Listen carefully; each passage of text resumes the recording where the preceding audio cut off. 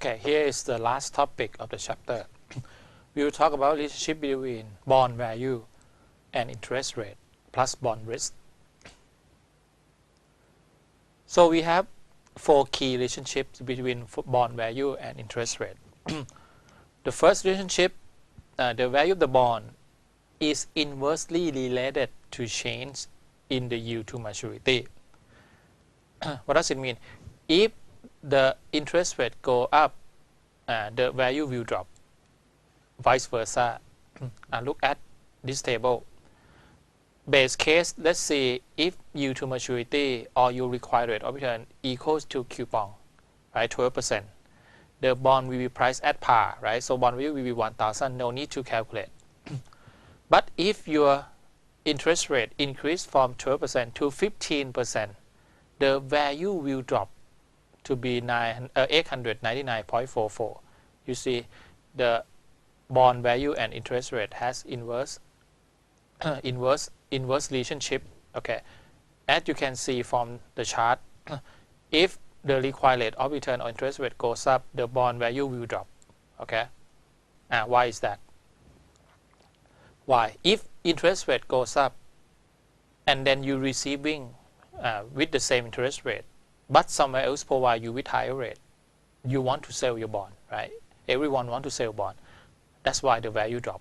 Okay, and vice versa. Okay, so when you hold a bond, you subject to have interest rate risk. Risk means uncertainty of interest rate. Okay, so you buy bond, you wish the interest rate to drop so that you can get capital gain. Okay.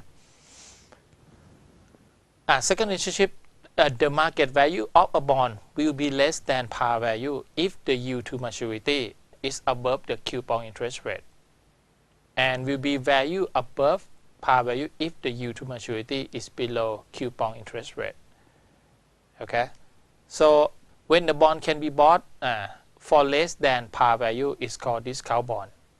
For example, 950, less than par value 1,000. Okay, bond will trade at discount when yield to maturity or interest rate on bond exceeds the coupon rate. So there will be, people who try to sell bond, right? Because they want to get higher interest rate somewhere else. On the other hand, if yield to maturity on bond less than coupon rate, there will be more demand. So the bond will price at premium. Premium means more than par. Will you buy discount or premium bond or something else? So investor, when they buy bond, right? You don't look at discount or premium bond. There's nothing to do with discount or premium bond. When you make decision to buy bond, you need to find intrinsic value of bond and compare with market value. Okay, so you need to buy under value bond, not discount or premium bond. Okay, sometimes discount bond can be overvalued as well. Okay, overvalue means what? Intrinsic value is lower than market value, and sometimes you can buy premium bond if what? Intrinsic value is higher than market value. The third relationship, as the maturity date approaches, the market value of a bond approach its par value. Why? Because you look at this picture, this table.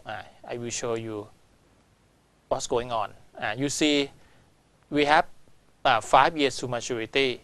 Okay, and the base case is 12% yield to maturity. If the coupon rate 12% equals to yield to maturity, the bond will be always priced at par 1,000. You see 1,000, 1,000, 1,000, right? And if interest rate go up to 15%, the bond will be traded at discount. You see, from 5 years away from maturity, the bond will be priced at 899.44. 4 years away from maturity, 914.35. 3 years away from maturity, 931.5, until exactly moment of maturity, they will trade at 1,000. And also, if the interest rate drop below required rate of return to 9%, the bond will be priced at premium. You see, 5 years away from maturity, the bond will be priced at 1116.69. Okay, and then the price will try to decrease to be 1097.19 if you have 4 years left to maturity, 1075.94 3 years if you have 3 years left to maturity. Until time zero you get exactly the same 1000. I can show you from this picture, right? You see 5 years away from maturity, the price will be swing and swing. The fluctuation will be higher than 4 years away, and 4 years will be fluctuated more than 3, 2, 1 and maturity. Why is that? Because when maturity is getting higher, the interest rate risk will be higher.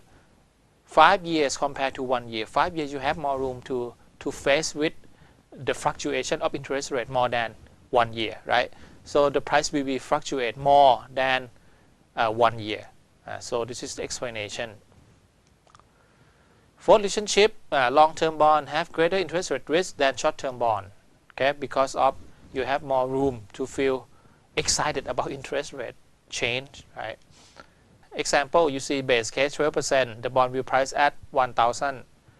You see we have 5 years to maturity until 30 years to maturity.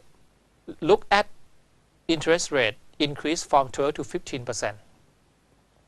The price will drop, right? You see, you look at 5 years to maturity, the price will drop to be 899.44, which is 10.1%. Compare with, you see, 30 years to maturity, the price will drop to 803.02, which is drop 19.7%. So you see more percent drop, right? Why? 30 years maturity has more room to get fluctuated compared to 5 years to maturity. The price will drop more.